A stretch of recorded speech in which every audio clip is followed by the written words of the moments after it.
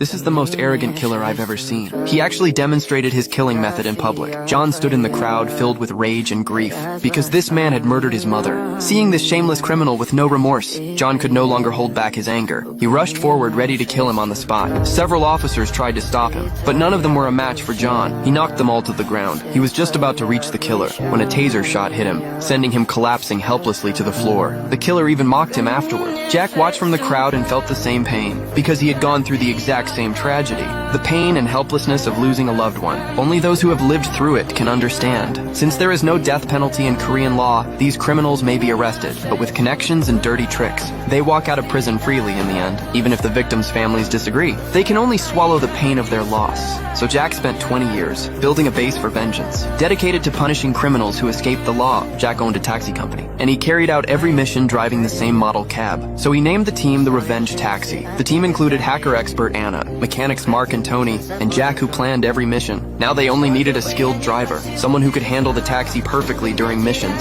After seeing John's outburst earlier that day, Jack pulled strings that night to get his file. He opened it and saw John was a retired Special Forces soldier. Exactly the kind of talent they needed. After reading his background, Jack went straight to find him. He handed John a taxi driver business card, inviting him to join the Revenge Taxi and help take down criminals with them. John was heartbroken that he couldn't avenge his mother himself, but when he read the service description on the back of the card, he agreed without hesitation. John's first mission was targeting a criminal who assaulted several underage girls and killed them. Because the case was especially vile, he was sentenced to life in prison. But he bribed the guards, and was later released by claiming mental illness. The crowd protested with signs, but nothing could change the outcome. All they could do was throw trash at him in anger, which made his true nature show instantly. The moment before, he acted humble and weak, but once he got in the car, his attitude flipped completely. What he didn't know was that he had just stepped into the model taxi John was driving.